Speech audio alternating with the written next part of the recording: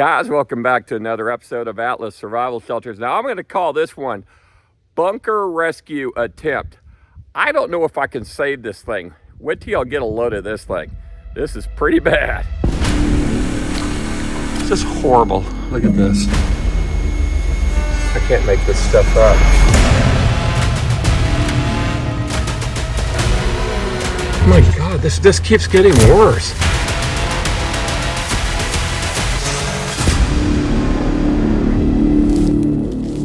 This is a shelter that was put in by everybody's favorite bunker company, the one and only Rise and S company, and it's got water sweating down on the roof, okay? Now, I've noticed in their videos and their pictures that when they pour their concrete on top of their shelters, they never bother to trial it, it seems, and I hardly ever, if ever, see rebar in it. So this is actually the finished product from the Rise and S Bunker Company. Wow, look at those forms right there. I have never seen nothing like this in my life except in the pictures and videos on their website. But of course, they don't really show it close. I guess that's supposed to be the escape right there. Here's their PVC pipes. But this is just sad that they don't even bother to trial their concrete, smooth it out so it has proper runoff. But it's real easy to see what one of the main problems is with this bunker, that it's sweating because it's holding water right there. Yeah, that's it. That's probably the main culprit. It's holding water right there, and that water is going down into the concrete and it's causing the roof to sweat. So we're gonna pour concrete on top of this. We're gonna smooth it out.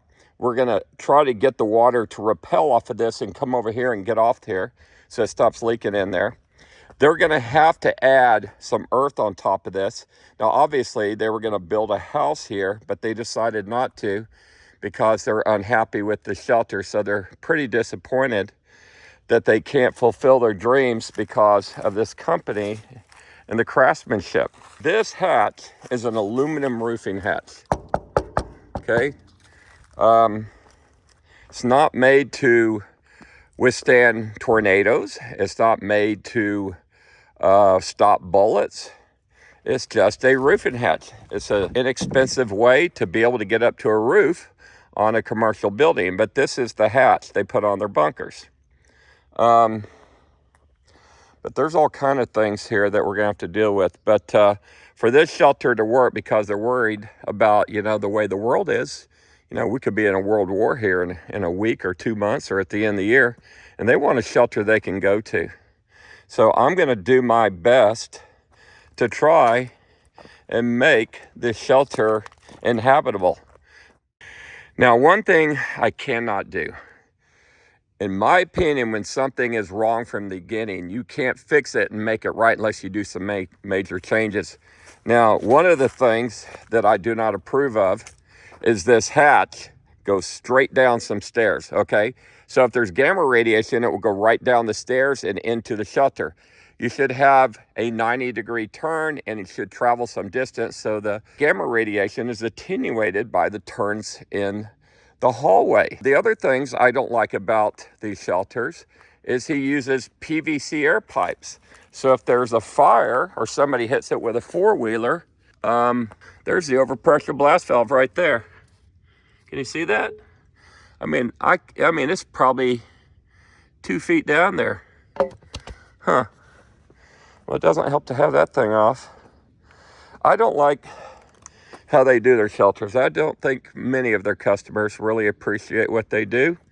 Now, they will argue with this and say that it's false, but you know what?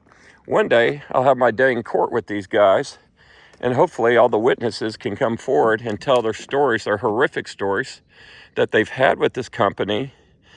And I hope other people see this video that have shelters and realize they need to do something. So we got the hatch open. So again, this is an aluminum roofing hatch. It is not tornado shelter rated. And if it's not even tornado shelter rated, I guess it's not going to be bomb shelter rated. But let's step in here. These steps are very steep and they're very short, and it's not very far to get down here because this bunker's not very deep underground. But here we go. And of course, There's their little lock thing. So this door opens in, as blast doors, as you know, should open out. And this thing has been leaking, but they said they cleaned it up. Yeah, okay, they took most of the food and everything out of here. Last time I was here, there was water on the floor over there. But where it's been leaking the most, or coming through the ceiling, has been in this room right here. Okay, but they got down here and cleaned it for me because they knew I was coming in today. So it actually doesn't look as bad, but there's been mold in here and they want to make sure it's gonna be okay. But see how it's been rusting from the water that's been coming off the ceiling is causing the pipes to rust. So just a coat of paint, but they did have somebody come down here and get all the mold out. They hired a company to do that. But 7-foot ceilings, which is standard. And of course, there's that Rising S logo right there. They can't deny it. I notice sometimes they deny that the bunkers in my videos are theirs, but they put their logo on that thing. So this is the bathroom. It's kind of dark in here. If they would just do it right, it probably wouldn't be that bad of a shelter. But anyway, so we're gonna try to get this room that was dripping water. See, I'll show it to you.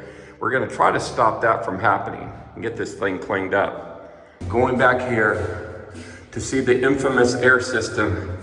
Well, there's the air system. We have got to change that right there.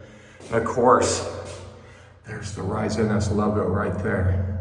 Can't deny that. But we've got to get that thing out of here. It's an all-metal shelter. You know, if they would learn the engineering and learn about attenuation and putting 90-degree turns and all those things, the bunker may not be so bad. I put a regular toilet in all my shelters and a regular shower. Yeah. Yeah. Because we don't want like a composting toilet. I think that is a composting toilet. Yeah. And this brand is called Sulpher, S-E-P-A-R-E-T-T. And we would also like to get electricity down here if there's any way. That's right. You don't have any AC plugs, do you? No plugs. Okay, hold on. Which is the big problem. Okay, so this bunker has no AC plugs. Therefore, she can't run any of her appliances down here. It's completely wired in DC for the batteries, and they're basically all dead. We're looking at getting them charged, but this is what's under the sink. And he had like all the condensation on the ceiling. Do you know what I'm talking about? Which one? A recent video? Kind of an Indian guy. Do you remember that? And it looked like mine. It was one of the ones you sent me, I think. Did y'all fix his? If I filmed it, I'm sure I did. But the guy who did it probably I was did. just like, that looks exactly like mine. And I'm sure his was buried. Because Gary was saying that the reason why I was having these problems is because we didn't bury it. Because we didn't put the dirt on top. He always has an excuse. Yeah, he does. Another thing I'm going to do to the shelter, besides trying to fix it leaking and sweating inside, I'm going to change out the NBC air filtration system.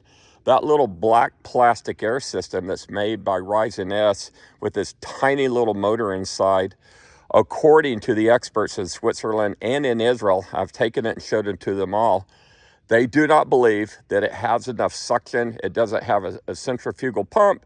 Therefore, it can't bring in enough air to keep the inhabitants alive based on the size of this bunker. Who knows, maybe that thing might work in something the size of a porta potty, but in a shelter this big, which is like a 10 by 40 or a 10 by 50, it is not going to do the job according to the experts in Switzerland and Israel, and according to everybody I know in the industry that has inspected it. Now, I'm not going to flat out come out and say it will not work because that could be used against me. I'm just stating the obvious. According to the experts, the black air system made by the Rising S company with that little carbon filter and that little HEPA filter and that little tiny motor and fan, according to them, they believe it will not do the job. Okay, so let's see what we can do about this one.